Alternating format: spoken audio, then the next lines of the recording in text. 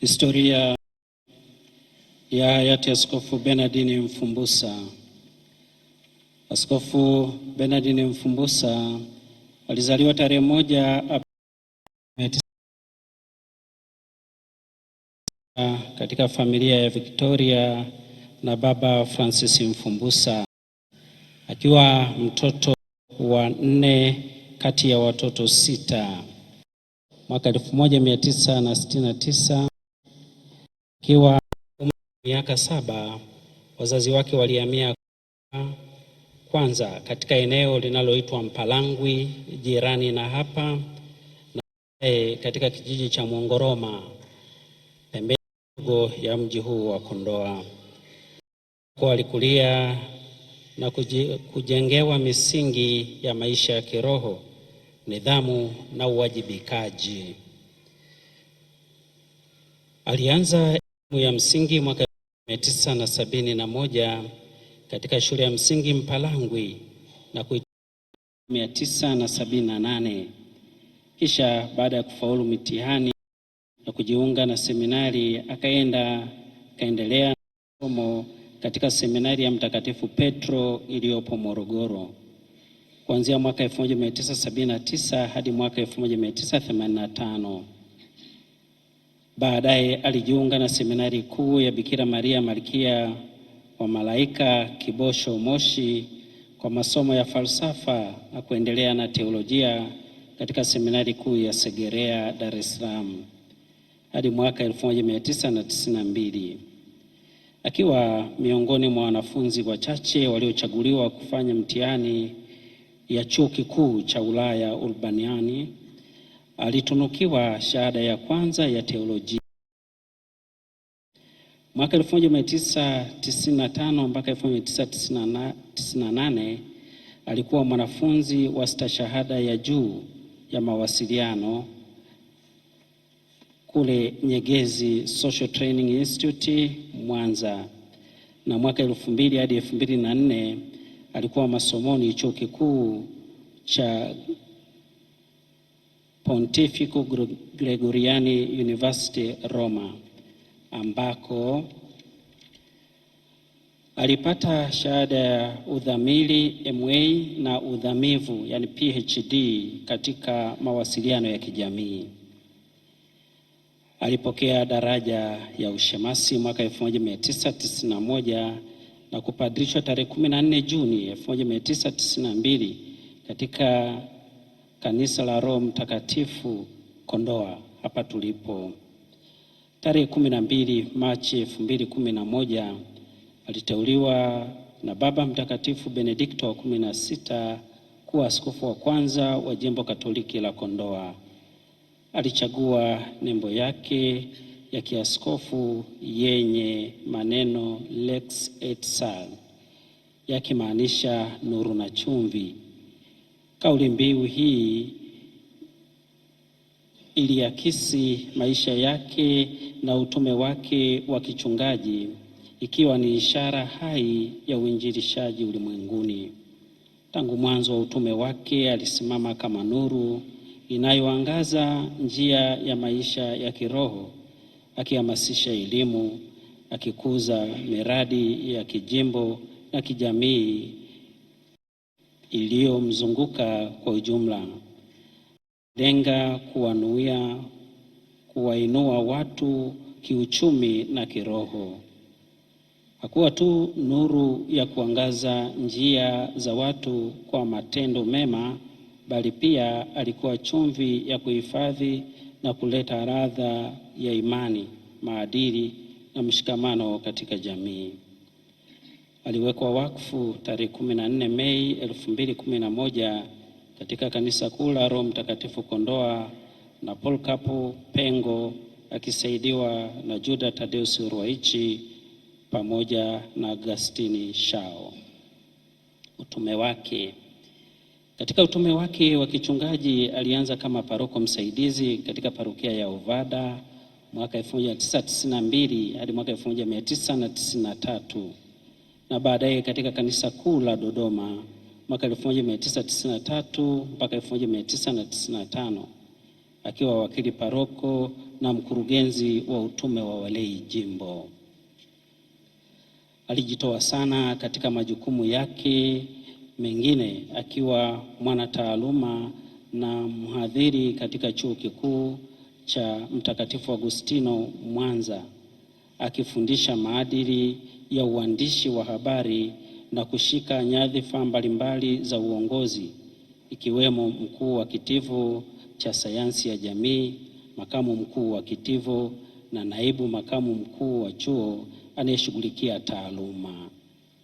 Aidha, alihudumu kama mwenyekiti wa baraza la Chuo Kikuu RUC na pia Chuo Kikuu cha Kikatoliki cha Afrika Mashariki na Kati KUEA. Alikuwa mjumbe wa baraza la chuo. Pia alikuwa mwenyekiti wa kamati ya mipango na fedha na kamati ya taaluma na utafiti. Alichangia kwa kiasi kikubwa maendeleo ya elimu ya juu ya Kikatoliki Afrika Mashariki katika ngazi ya Kanisa la Afrika, na alitoa mchango mkubwa kupitia SECAM kama rais wa kamati ya mawasiliano SEPAX na kupitia MESEA ambako alitambuliwa kama kinara wa uinjilishaji wa kisasa unaotumia vyombo vya habari na teknolojia.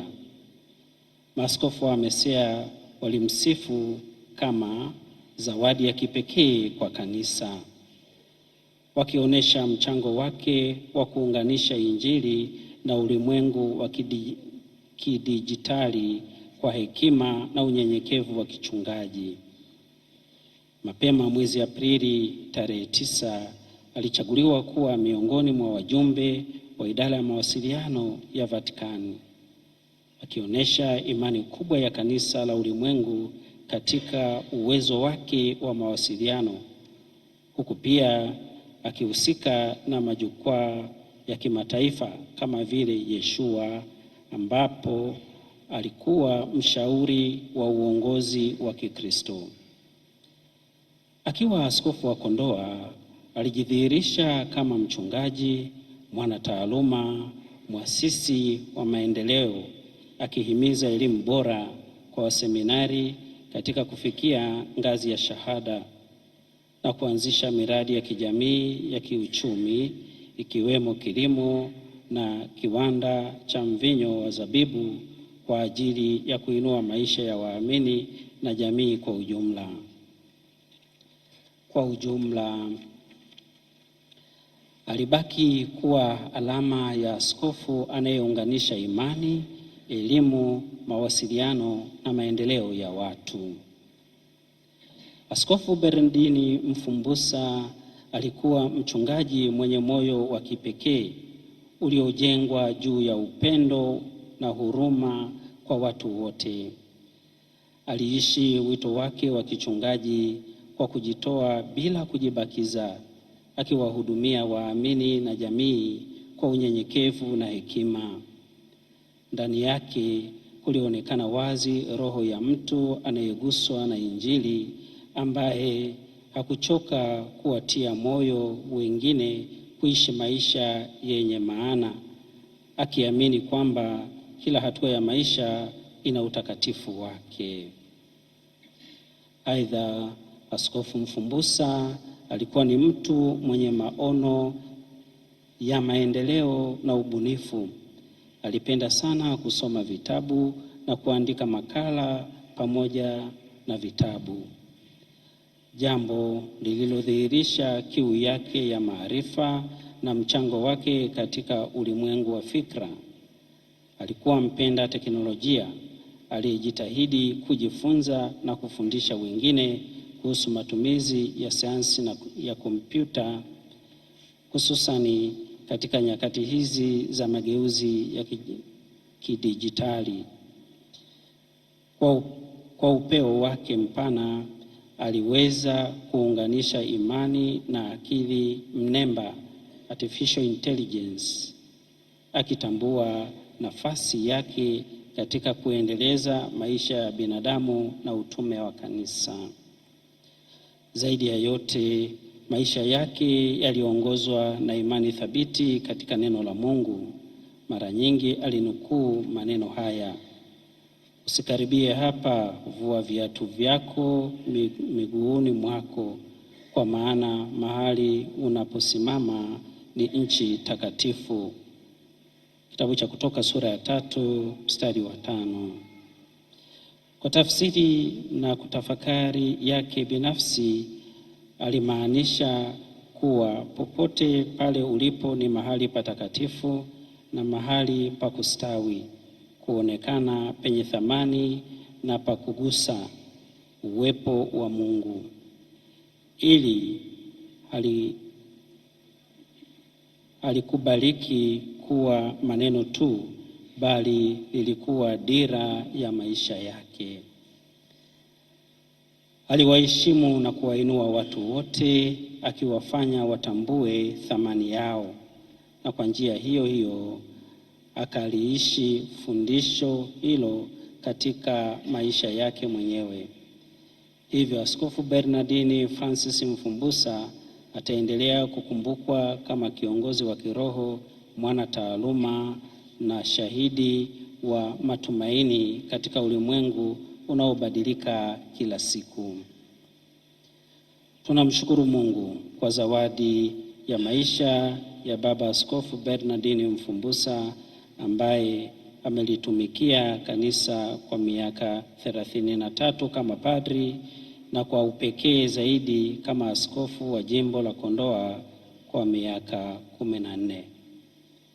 Tunawashukuru wote ambao wamechangia katika malezi yake na makuzi yake hata kufikia katika hatua hiyo ya uaskofu na kutupatia tunda zuri namna hii.